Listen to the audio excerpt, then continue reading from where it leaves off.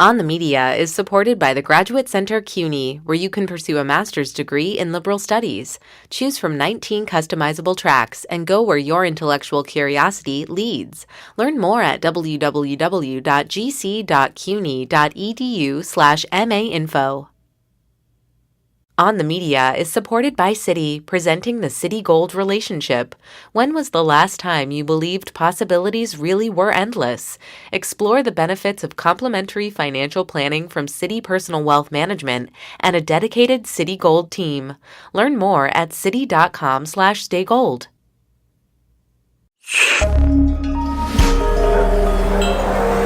Listener supported.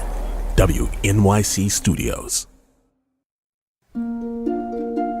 You may have been shocked to hear about the proposed partnerships between tech titans like Google and the U.S. military and police forces. But according to journalist Yasha Levine, you shouldn't have been, because as he argues in his new book, Surveillance Valley, the internet has always gone hand in hand with mass surveillance and has been pioneered and heavily funded by the U.S. government.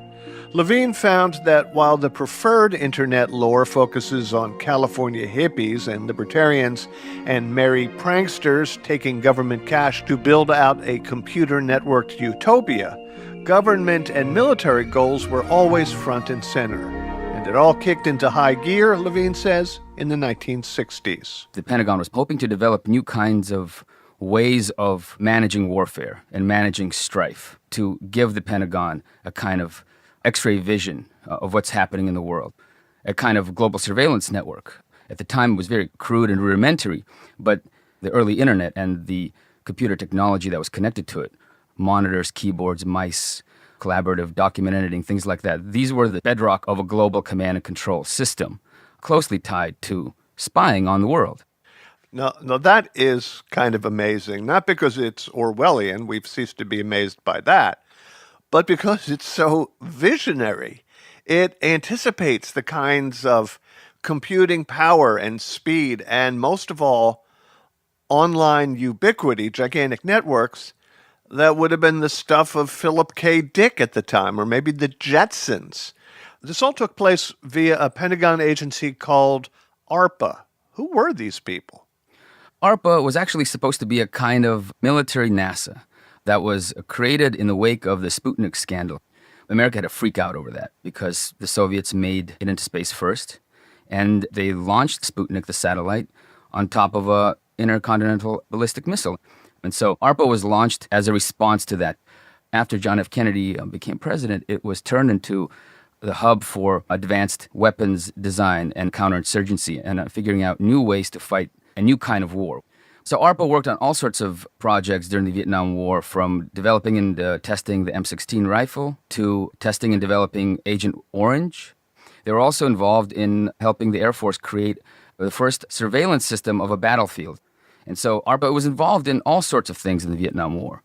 And out of that research came also the project that gave birth to the ARPANET. And then this ARPANET, over the decades, morphed into the internet and to the commercial system that we use today.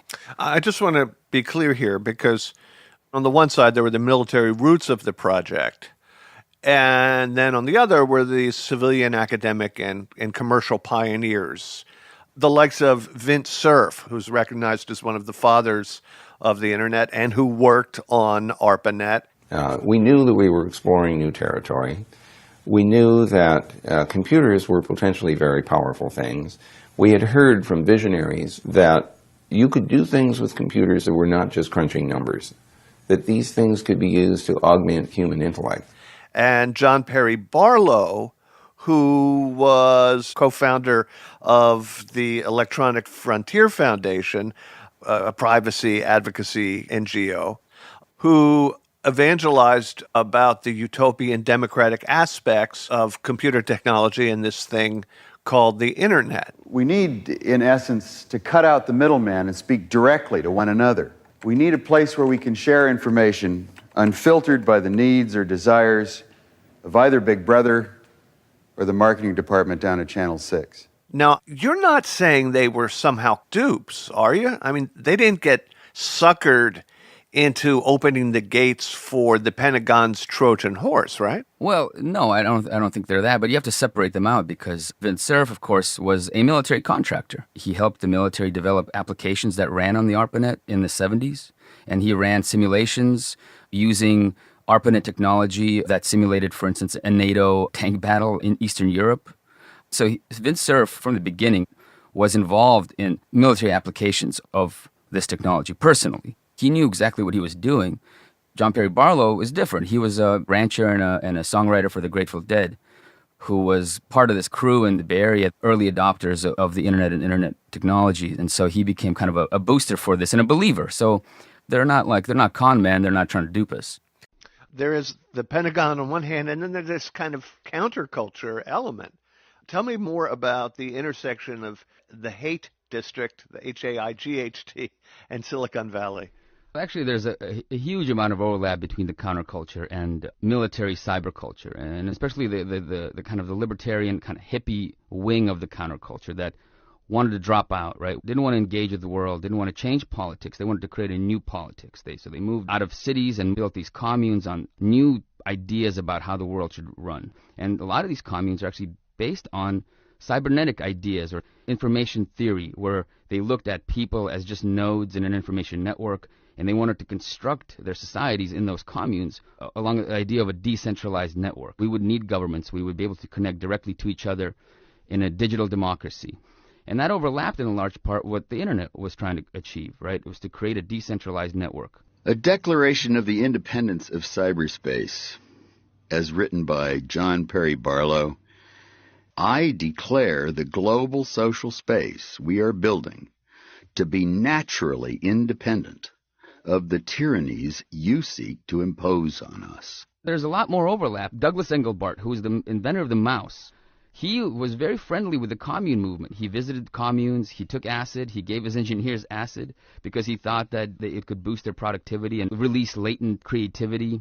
There's a guy named Stuart Brand, who is best known for publishing the Whole Earth Catalog, which is this Bible of the hippie era, this sort of lifestyle magazine for counterculture. He was very friendly with a lot of people who worked on the ARPANET. And in fact, he worked on one of the first demos that was part of the ARPANET programs in Sanford that demoed interactive document editing, collaborative editing, the kind of stuff that we now take for granted with Google Documents, and live video conferencing. And he was one of the merry pranksters. This is like finding out that, the Beatles were working for the CIA. They weren't? All right, now moving closer to right now, in a big data world, there has always been some level of uneasiness about privacy and unwitting participation or even submission to a surveillance state.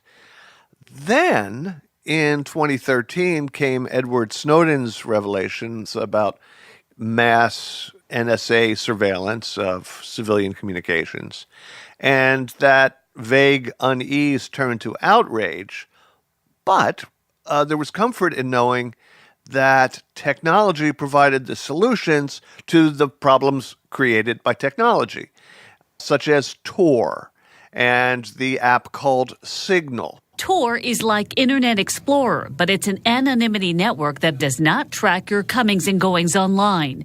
NSA leak source Edward Snowden has the Tor symbol on his laptop. An open source software group has announced their creation of Signal. Now, that's a free app that allows people to encrypt their phone calls for free.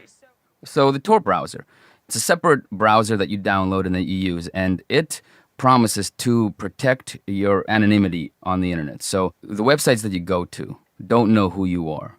The tool is also the foundation of the dark web. So all those dark web marketplaces that we hear about where you can buy all the illegal stuff like drugs and guns and child abuse pornography, that also runs on the Tor network, which allows that kind of anonymity.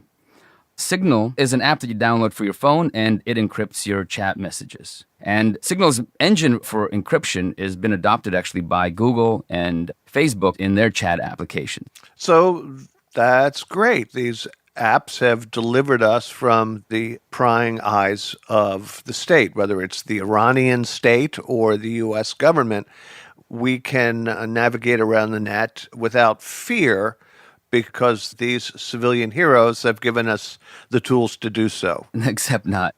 I mean, one thing that I outline in my book is just how dependent both Signal and Tor are on government contracts.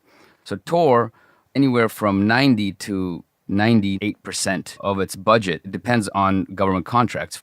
Signal is less transparent about its finances, but it's received millions of dollars in government contracts as well. And the origins of Tor are very interesting. The origins of Tor are not to protect human rights or not to protect dissidents in Iran or China. Tor originated in the U.S. Naval Laboratory as a way of protecting spies from surveillance. So imagine if you're conducting an investigation for the FBI and you're trying to infiltrate, let's say, an animal rights group on the internet. If you are sitting in an FBI office and you go and register with this forum, the administrator will see your IP address. And if they take the time to trace that, they'll be like, wait a second, this guy is the Fed. And so you need a technology that could hide your information. But the problem was, if it's only American agents using this system, it defeats its purpose because it's like, oh, they're using Tor, another Fed. So the only way that that system could work was if it's used by as broad a range of people as possible. Aha, make it ubiquitous so that we're not dimed out by the very fact of being on the platform. Exactly. And that's what Tor has become. It is a general purpose network. Anybody can use it. It's used by criminals. It's used by hackers. It's used by foreign governments to hide their tracks. And of course, it's used by the military and it's used by the FBI. And to me, what's interesting about the Tor project is that it shows that the military is so involved in every part of the network that it even controls and develops parts of the network that are supposed to be opposed to it. But that doesn't necessarily mean the government has back doors to subvert the encryption or the IP address masking, does it?